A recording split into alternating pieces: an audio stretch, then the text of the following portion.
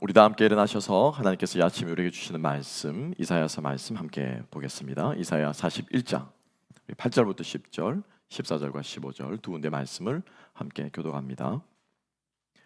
그러나 나의 종 너 이스라엘아, 내가 택한 야곱아, 나의 벗 아브라함의 자손아,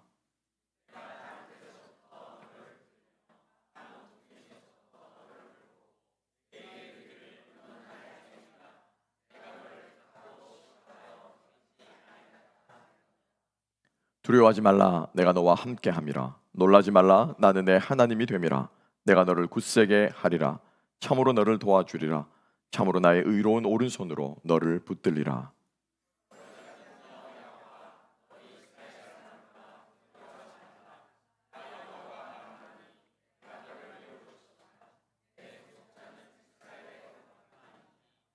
다 함께. 보라, 내가 너를 이가 날카로운 새 타작기로 삼으리니 내가 산들을 쳐서 부스르기를 만들 것이며 작은 산들을 겨같이 만들 것이라. 아멘. 아멘. 우리 자리에 앉으시고 이 말씀과 함께 두려워 말아라, 두려워 말아라 라는 제목으로 함께 은혜를 나누겠습니다. 루마니아에 범브란트라고 하는 목사님이 계신데요, 독일 치아에서 17년 동안 옥살이를 하셨어요. 하루에 14시간 정도 정자세로 앉아서 계속 딱 두 가지만 들려줍니다. 어떤 말씀이냐면, 첫 번째는 공산주의는 좋은 것이다. 두 번째로 이어지는 것은 기독교는 안 좋은 것이다.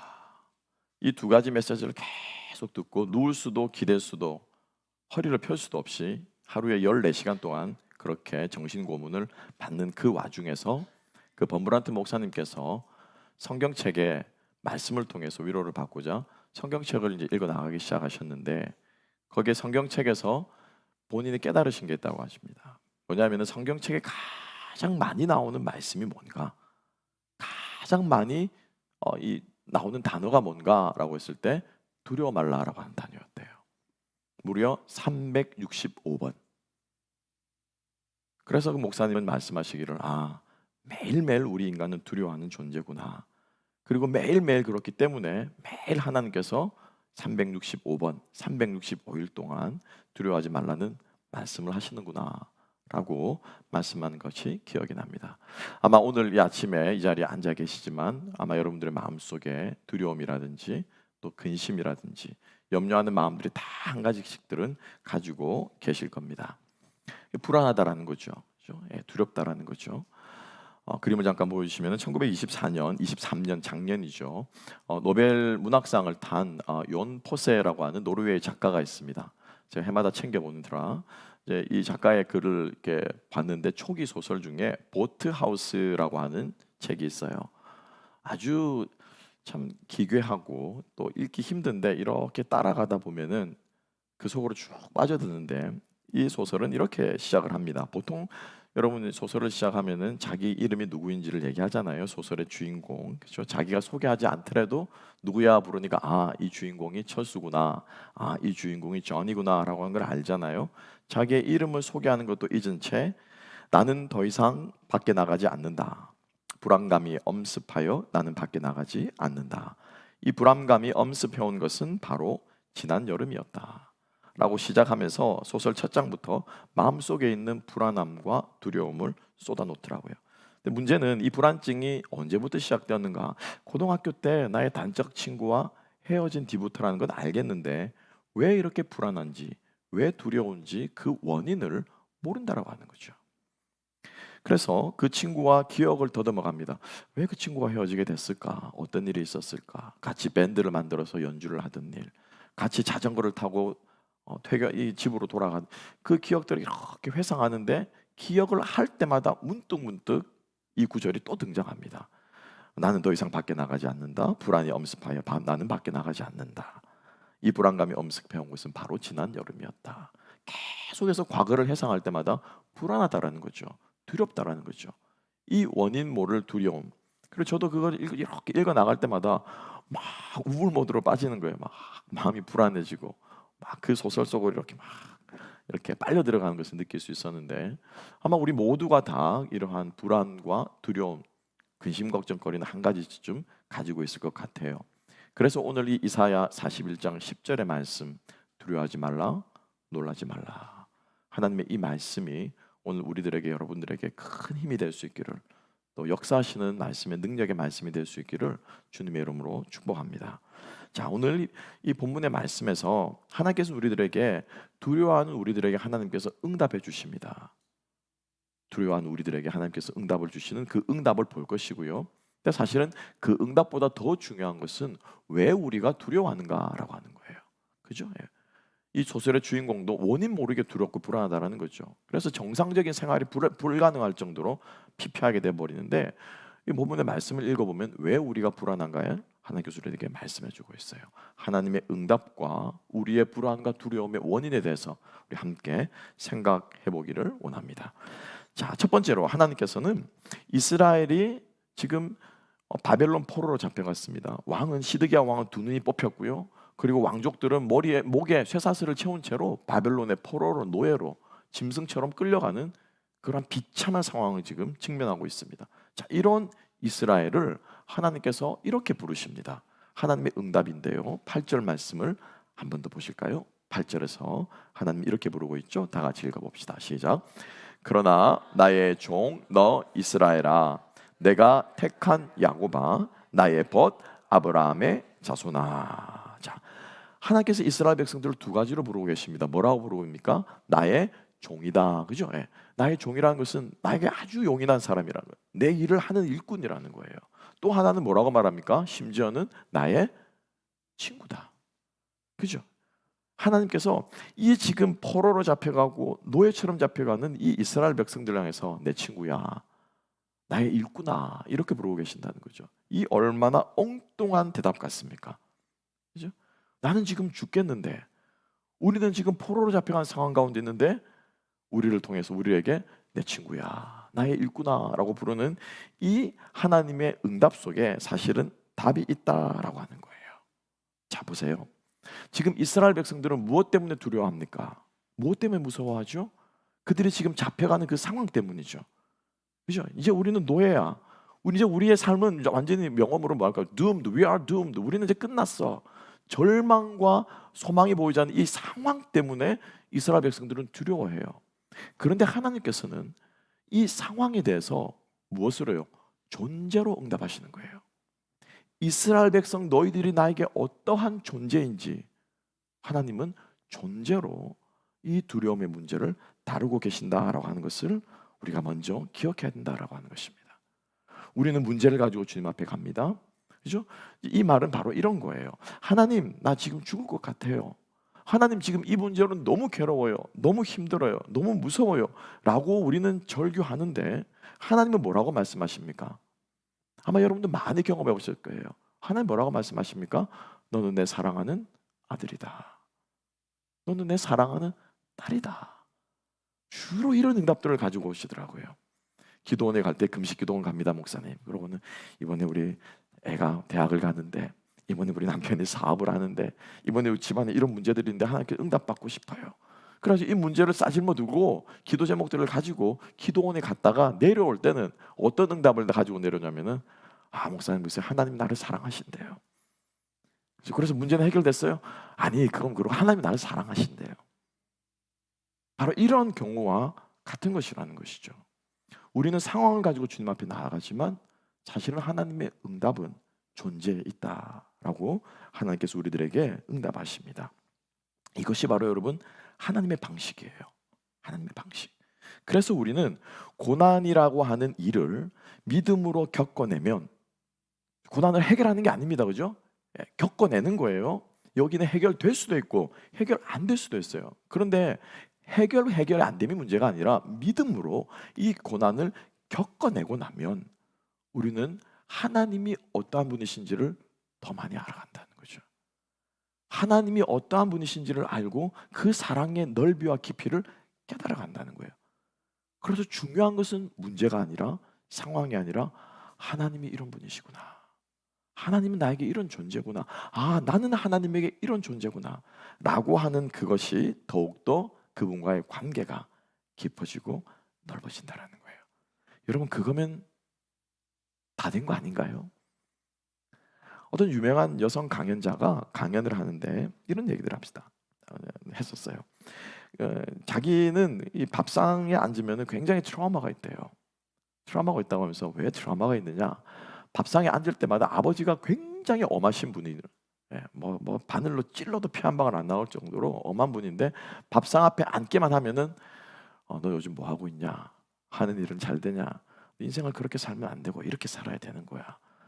막 이런저런 무엇을 훈계를 하고 지시를 하고 정보를 주고 정보를 받는 이런 얘기들을 막 쏟아내는 것도 정자세로 밥 먹으면서 그런데 시간이 이렇게 지나고 나서 돌아보니 아버지가 나에게 했던 그 정보와 같은 그 말씀은 그 이야기는 내용은 전혀 기억이 안 나고 뭐만 남냐니까 정서만 남더라는 거예요. 그러면서 그 말을 합니다. 우리 관계에 있어서 정보보다 중요한 것은 정서라는 거예요. 우리의 관계에서 남는 것은 정보가 아니라 정서라는 거예요. 그 정보를 통해서 아버지가 나를 얼마나 사랑하는가를 깨달아야 되는데 아버지가 내온 우리에게 훈계는 기억나지 않고 무서운 아버지, 두려운 아버지, 그렇게 트라우마로 남아있다라고 하는 것입니다. 이 말씀이 참 저에게 울림이 있었어요. 우리가 하나님과의 관계 속에서 많은 일들과 상황들을 경험하지만 그것을 우리가 믿음으로 겪게 되면은 우리에게 남는 것은 무엇입니까? 하나님이 나를 얼마나 사랑하시는가, 하나님이 나를 얼마나 귀하게 여기시는가, 이 하나님의 우리에 대한 그 사랑과 하나님의 그 영적인 정서가 우리에게 남는다라고 하는 것입니다. 그래서 하나님께서 이스라엘을 나의 종아, 나의 친구야 라고 부르는 데는 바로 하나님이 이스라엘이 얼마나 당신에게 소중한 존재인가를 하나님께서 이스라엘 백성들에게 알려주신다라고 하는 거죠.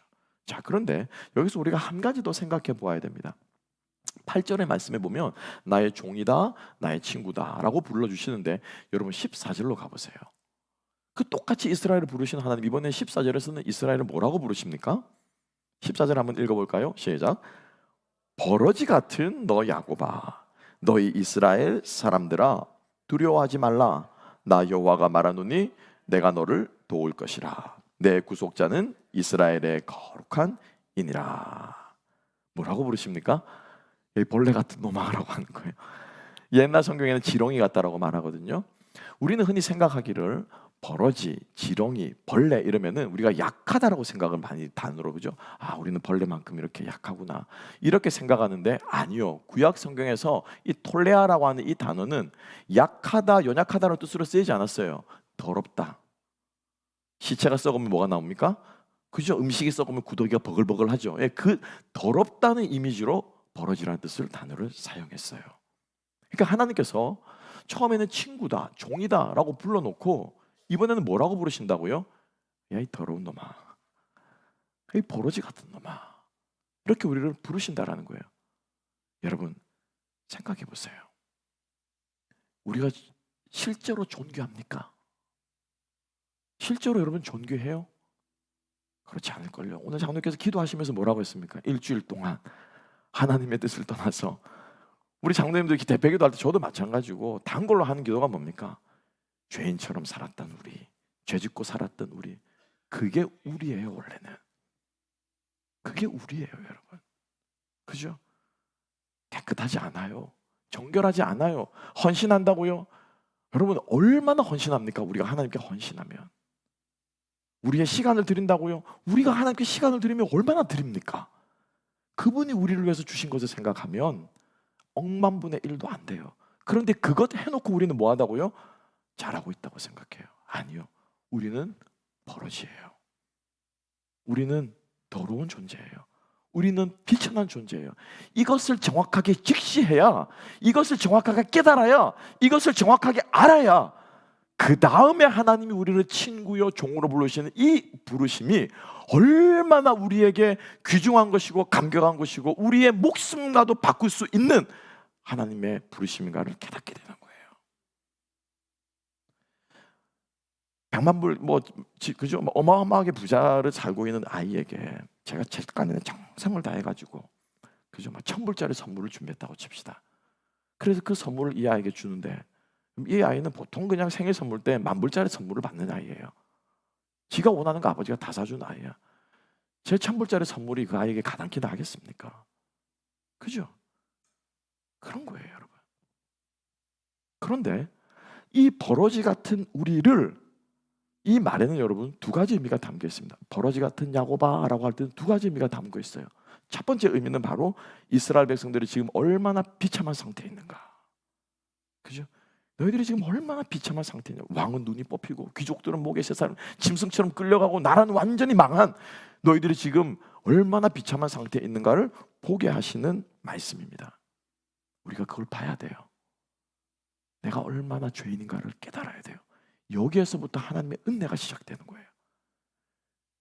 나 자신을 죄인으로 보지 않고 나는 괜찮은 사람이야 라고 하는 사람들은 마치 10,000불짜리 집을 선물을 받는 아이가 하나님의 은혜로 1,000불밖에 기억하지 않는 거죠. 두 번째 이 의미에 담겨있는 의미가 뭐냐면 더 중요한데, 이 비참함까지, 이 더러운 벌레까지 하나님께서 어떻게 하신다고요? 끌어안으시는 거예요. 끌어안으시는 거예요. 이 말씀은 이런 뜻입니다. 아마 여러분들 아이들을 키우다 보면 이런 마음 들 때 있을 거예요. 올라가지 말라고 했는데, 이게 사실 저한테 일어난 일이에요. 올라가지 말라 했는데 올라가가지고 폭 떨어졌어. 그래가지고 어디한테 푹 찍혀가지고 막 피를 절절 흘리면서 와, 엄마 이렇게 하면서 오는 거예요. 그러면 그걸 보는 부모가 뭐라고 말합니까? 달려가지고 어이 우리 새끼 어디 다쳤네 이렇게 말하는 부모님도 아마 여러분들은 다 그러실 것 같은데, 그렇지 않은 부모들이 보통 어떻게 말합니까? 야 이놈아 너 또 올라갔어 이렇게 말하죠. 그죠? 이거 저 왼수 같은, 아유 저거 안 배우면 사람 아니지 그냥. 그런 말이 나오잖아요. 그죠? 근데 부모가 야 이 왼수야 라고 할 때 그 왼수가 진짜 왼수입니까? 아니잖아요. 아니잖아요. 그리고 나서 야 이 왼수야 라고 말하는 그 다음 바로 뭐라 말합니까? 그래 어디 다쳤냐? 피는 안 나냐? 괜찮냐? 그렇죠?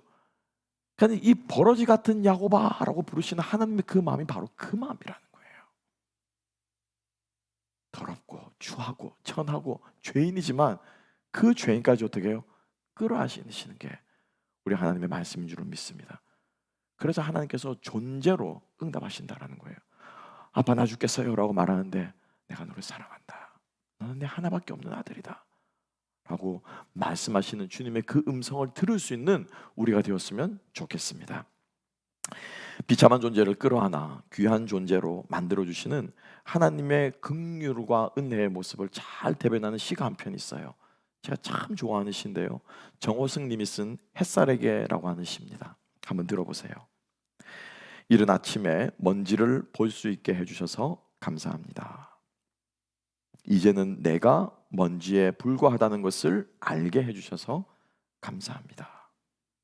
그래도 먼지가 된 나를 하루 종일 찬란하게 비춰주셔서 감사합니다. 어떠세요? 저는 이 시를 읽으면 항상 저희 아버지가 주말이면은 이렇게 문 열어놓고 막 방 청소할 때가 생각이 나요. 먼지는 여러분 지금 보이지 않습니다. 그죠? 근데 먼지가 언제 보입니까? 빛이 비칠 때. 그죠?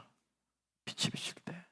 그런데 여러분 빛에 비치는 그 먼지를 여러분 기억나십니까? 반짝반짝하죠. 그죠?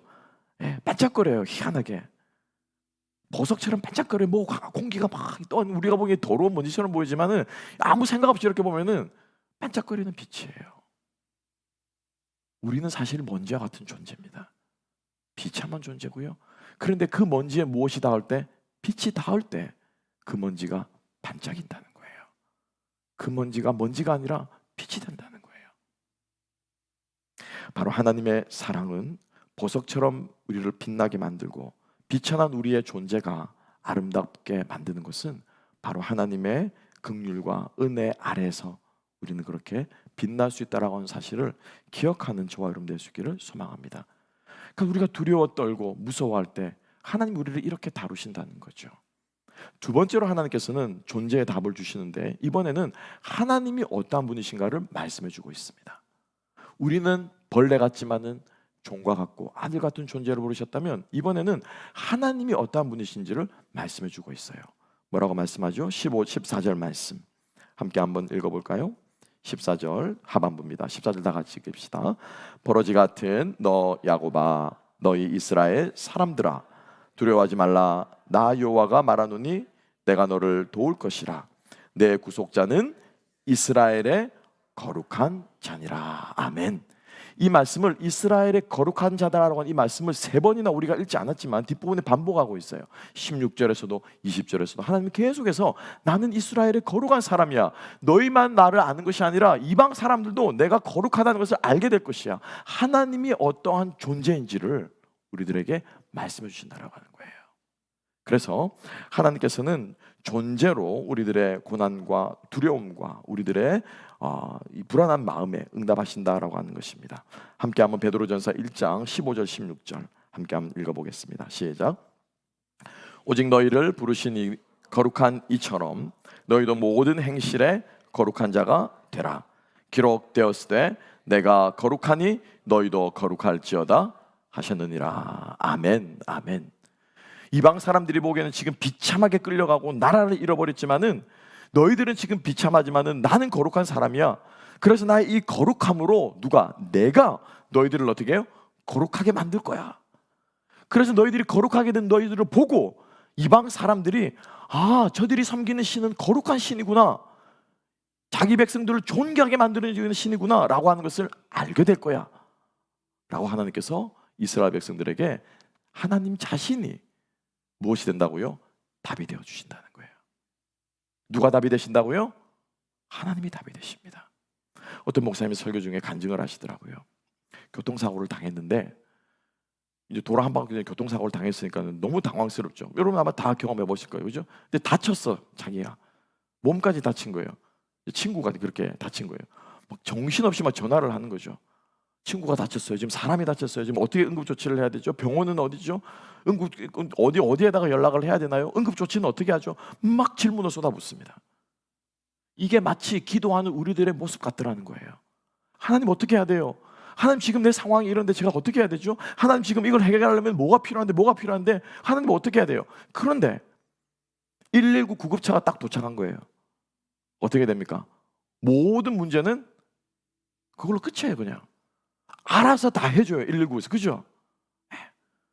도로 막아주고 병원 연락해가지고 병원 빨리 지금 ER 예약 잡고 그 자리에서 CPR 하든지 응급조치 해주고 실어가지고, 그러니까 119만 도착만 하면은 문제는 다 끝나는 거예요. 그 말씀을 하시더라고요. 하나님은 우리가 기도하는, 근심하는, 걱정하는 그 모든 문제에 일일이 답해 주시는 분이 아니고 답을 주시는 분이 아니라 답이 되시는 분이다. 하나님은 답이 되시는 분이십니다. 우리가 하나님을 구하면, 하나님을 경험하면 우리 인생의 모든 문제가 해결될 줄로 믿습니다. 하나님은 우리의 두려움에 답이 되시는 분이신 줄로 믿고 나아가는 저와 여러분 될 수 있기를 주님의 이름으로 축복합니다. 말씀을 정리하겠습니다. 두 번째는 다음 편에, 시간이 없어 다음 편에 두려움의 원인이 있어요. 두려움의 원인. 그래서 우리가 한 주간 살아가시면서 벌레 같은 우리지만은 우리를 하나님께서 존귀하게 여기시고 당신의 아들처럼, 당신의 친구처럼, 그리고 또 하나님이 거룩하신 분이신 것을 우리가 깨달아 알아가면서 우리가 두려움을 이겨내는 저와 여러분 될 수 있기를 주님의 이름으로 축복합니다. 기도하겠습니다. 하나님 아버지 감사합니다. 그렇습니다, 주님.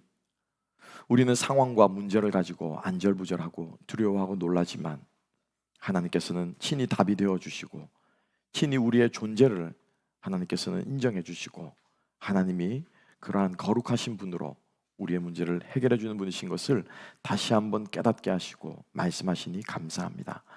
우리가 한 주간 살아가면서 이 하나님 붙잡고 하나님과의 정서, 하나님과의 관계, 하나님이 어떠한 분이신지를 더 깊이 알아가고 깨달아가는 우리 모두가 되게 하여 주시옵소서. 감사하며 모든 말씀 예수님 이름으로 기도하옵나이다. 아멘.